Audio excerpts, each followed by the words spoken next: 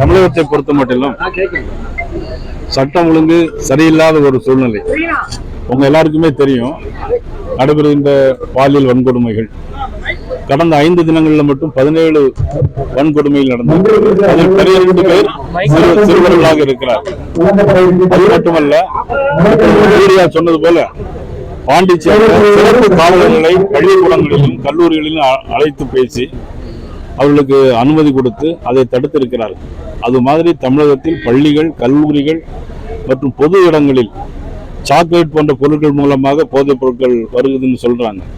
இதெல்லாம் தமிழக அரசு, தமிழக முதலமைச்சர், தமிழக காவல்துறை இது உடனடியாக நடவடிக்கை எடுக்க வேண்டும். அப்பொழுதுதான் போதை வழக்கங்களை தடுக்க முடியும். சட்டம் ஒழுங்கு எப்படி சார்? கொலைகள் நடக்குது, சட்டம் ஒழுங்கு இடங்கள்ல அதாவது எப்படின்னா, நான் இப்பதான் சொன்னேன், 5 தினங்களுக்குள்ளாக 17 வன்கொடுமை, 24 லாக்அப் டெத்துகள். காவல்துறைக்கு எப்படி கையாள வேண்டும் என்ற ஒரு அறிவுரை இல்லை. ஆனால் மூத்த காவல்துறை அதிகாரிகளோ அதை கண்டுகொள்வதும் இல்லை. காவல்துறை கையில் வைத்திருக்கிற மாண்புமிகு முதலமைச்சர் அவர்களும் அதில் கண்டுகொள்வதாக இல்லை. ஆனால் மாறாக உங்கள் தொகுதியில் முதலமைச்சர் அப்படின்னு முதல்ல பிரச்சாரத்தை ஆரம்பிச்சாங்க, வால் போஸ்ட்லாம் ஒட்டினாங்க. இப்போ உங்களோடு முதலமைச்சர், உங்களோடு மதிப்புக்குரிய ஸ்டாலின் அப்படின்னு அடிச்சுட்டு போட்டிருக்காங்க.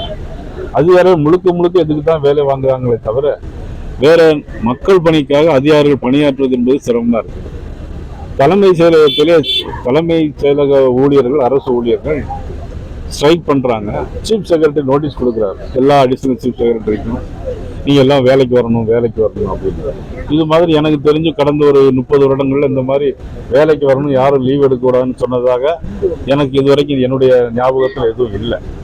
அந்த அளவு தான் இன்னைக்கு நடைபெற்றுக் கொண்டிருக்கிறது. அதனாலதான் ஆட்சி மாற்றம் நிச்சயமாக வேணும் என்பது எங்களுடைய கோரிக்கை. மக்களிடம் வைக்கிறோம், மக்கள் அதை தீர்ப்பளிப்பார்கள் என்று நம்புகிறோம். கூட்டணி கட்சியில் நீங்களும் போய் அமித்ஷா சந்திக்கலாம். ஆனா நீங்க கூட்டணியில இல்ல இருந்தா கூட இதுல ஒன்றும் தவறு இல்லை, யாரும் சந்திப்பதில் ஒன்றும் தவறு இல்லை.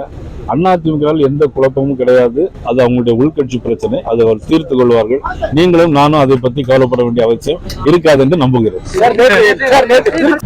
தான் வாழ்க்கையில் சொன்னதை செய்து காட்டிய மாபெரும் தலைவர், புரட்சி தலைவர் எம்ஜிஆர்.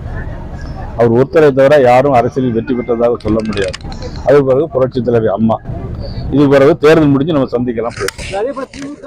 பிளே ஸ்டோர் மற்றும் ஆப் ஸ்டோரில் இருந்து பாலிமர் செயலியை QR கோடு மூலம் பதிவிறக்கம் செய்யுங்கள். செய்திகளை உடனுக்குடன் பெறுங்கள்.